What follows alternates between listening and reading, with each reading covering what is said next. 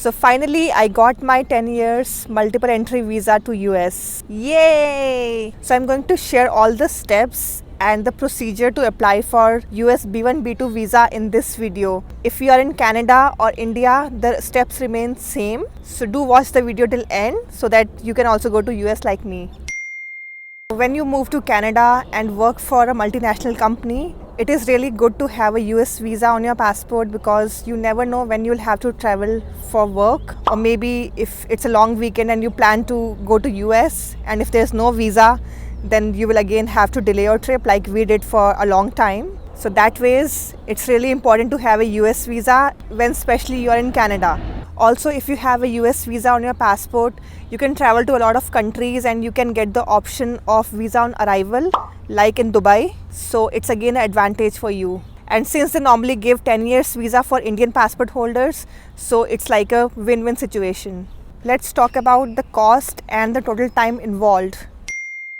So I started my process in Feb and I took an appointment for April. So the first and foremost step is to create an online profile, fill the form D160 and then take appointment with the US Embassy. You will not get any appointment on urgent basis. There will always be a waiting of 30 to 35 days. So do plan well in advance and book the appointment on time. In my case, I started looking for the appointment in the month of Feb and I took an appointment for April. I had 2 months time period to prepare the documents and to prepare for the interview. So when you fill your form D160, ensure that you have all your documents because it is a detailed form and you need to fill information around your education, your work experience, the institutes from where you did your graduation or post-graduation, your family history. So it's a very detailed form. Ensure that you have all the documents with you when you are filling up the form. And if you miss on any of the point or maybe enter any incorrect information, that may end up in rejection. So ensure that you have all the details filled accurately. If you fill your form in Canada like I did, so you will get this option to upload your photograph online. But I've heard that in many countries, they don't allow you to upload your photograph. Rather, they tell you to come to the center and they click your photograph over there. So you have to check the process depending on the country you are applying from. Now talking about the fees, I paid around $250 Canadian for the whole process and it was done online. So you get this option to pay the fees online after you submit the form. So once you pay the fees, you will get a confirmation email stating that your appointment is booked and you are supposed to reach the venue at least 30 minutes before the time slot. So after booking the appointment, you will have time to prepare for all the documents to support your case.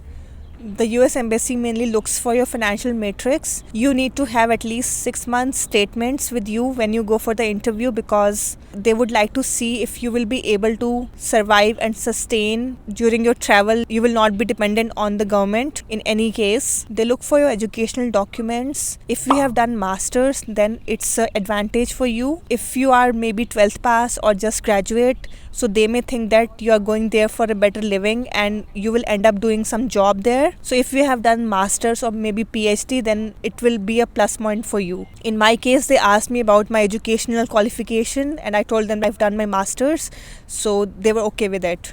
They will also look for your work experience, the type of firms you have worked with. So they will mainly try and tally all the information that you have updated in your D160 form versus what you are telling them on the day of interview. So try and read through all the points that you have updated in D160. In case you have mentioned that you are working in HR, but when they ask you on the day of interview and you end up telling something else, that will create a doubt in their mind and they may cross question you and maybe end up rejecting your visa. So thoroughly read through the D160 form. If you have provided the correct information in D160, so you don't really have to worry because you'll be telling the same thing on the day of interview. But in case you lied in your form, they will come to know about it. So never lie in your D160 form. They also ask you about your social ties to mainly understand if you will come back to your home country or not. So they will ask you about your family, if you have any property in your home country or not.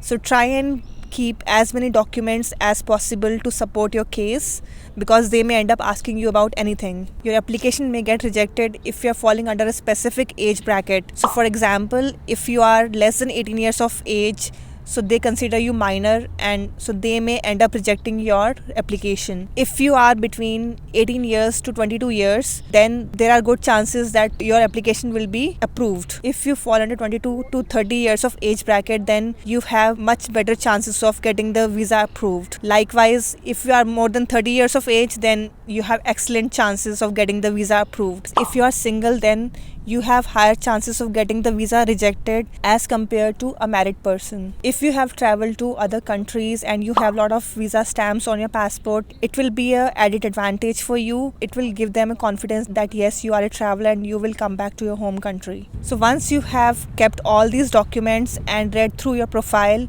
you are all good to go for the interview. The interview normally takes around 30 to 45 minutes in total. Try and reach at least 30 minutes before the interview and ensure that you are keeping your PR card along with your passport and other documents if you are in Canada. In case you are not a PR holder and you are here on a student visa, then again keep all the relevant documents with you, because this will be the first document that they will ask you about once you enter the premises of US Embassy. Next step is getting your biometrics done. In that, they will mainly take your fingerprints and then they will send you to the next counter. Next counter is mainly the place where they will take your interview and they will ask you about your reasons and intentions to go to the US. The only tip that I can give you here is that be confident. Don't be overconfident, but at least be confident about whatever you are telling them, because if you are nervous, then they may doubt and they may start cross-questioning you and maybe end up rejecting your visa. They will take the actual interview only for 5 to 10 minutes, and if they are convinced